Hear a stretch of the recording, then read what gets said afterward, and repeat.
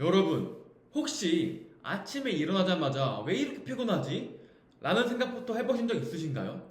잠은 잤는데도 불구하고 몸이 너무 무겁고 머리가 맑지 않은 날들이 종종 있죠. 도대체 뭐가 문제인 건지 정말 답답하기만 합니다. 이게 단순히 잠을 더 자야 해결될 문제가 아니라면은 어쩌면 다른 곳의 원인이 있을지도 모릅니다. 사실 많은 사람들이 만성 피로를 겪고 있지만 이 피로의 원인에 대해서 제대로 알고 있지 못하고 그냥 참고 넘기는 경우가 엄청 많죠. 그렇다 보니 피로는 쌓이고 몸과 마음은 점점 지쳐만 갑니다. 그런데 걱정 마세요. 제가 오늘 알려드릴 이 세 가지 방법만 실천해 보신다면 아침이 정말 가벼워지실 수 있을 거예요. 제 주변에도 아침마다 피로감을 호소하던 친구가 있었거든요. 그 친구는 늘, 나는 원래 이렇게 피곤한 체질인가 봐. 라고 했었죠. 그런데 오늘 제가 알려드릴 이 세 가지 방법을 실천하고 나서 그 친구는 정말 다른 사람이 됐습니다. 심지어 요즘에는 아침마다 조깅까지 하더라고요. 대단하죠? 자, 그러면 지금부터 제가 그 친구한테 알려줬던 그리고 직접 효과를 본 만성 피로 해결법 세 가지에 대해 지금 바로 시작을 해볼게요. 끝까지 함께 하시면 매일 아침에 얼마나 가벼워질 수 있는지 아시게 될 수 있을 겁니다. 우리가 밤에 자는 동안 몸과 뇌는 재충전하는 시간을 가져야 해요. 하지만 잠이 부족하거나 질이 낮으면 이 과정이 제대로 이루어지지가 않죠. 그런데 여러분 혹시 이런 경험 해보셨나요? 8시간을 자고 일어나는데도 몸이 무겁고 6시간을 자고 일어났을 때는 오히려 더 개운했던 경험을요. 사실 숙면을 한다는 건 단순히 얼마나 오래 잤느냐가 아니라 수면 사이클에 따라서 달라집니다. 지금 설명드릴 내용은 카이스트 수리과학과 김재경 교수 연구팀과 미국 플로리다 대학 이주건 교수 연구팀의 공동 연구 논문을 근거로 하고 있습니다. 그러니 제가 해주신 말들을 잘 한번 들어봐 주세요. 수면 사이클은 깊은 수면에서 얕은 수면으로 그리고 꿈을 꾸는 렘 수면 단계로 거쳐서 다시 얕은 수면으로 올라오는데 이 한 사이클을 보통 1시간 반이 걸린다고 나와 있습니다. 그래서 가장 개운하게 일어날 수 있는 시간이 바로 이 수면 사이클이 끝나는 기점이에요.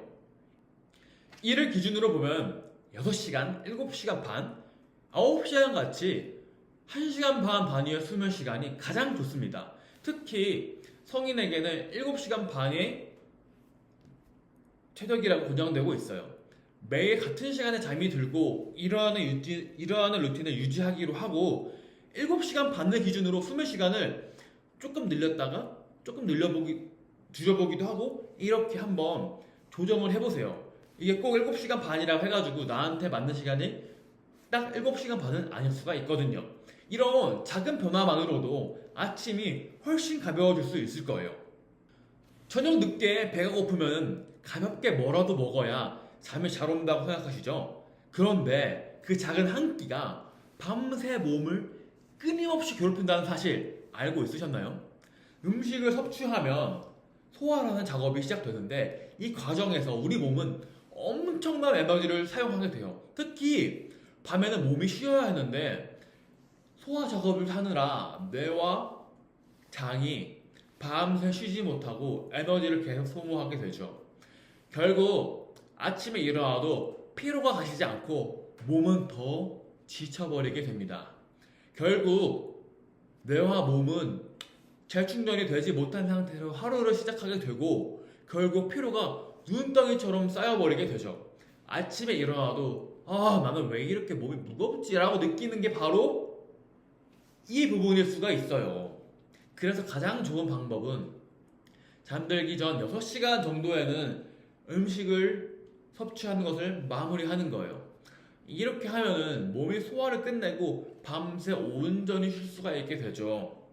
만약 이 시간이 지켜지지 않으면은 몸은 쉬지 못하고 밤새 불필요한 일들을 계속해야 되고 뇌와 장은 결국 에너지 고갈 상태로 빠지게 됩니다. 이런 상황이 계속 된다면은 만성 피로는 물론 장 건강까지 무너질 수가 있어요. 만약 어쩔 수 없이 늦게 먹어야 된다면 가벼운 음식으로 최소화하고 유산균을 함께 섭취해보세요. 하지만 기억하세요. 유산균은 언제까지나 차선책일 뿐 가장 좋은 거는 음식물을 섭취하지 않는 겁니다. 물론 우리 모두 완벽할 수는 없습니다.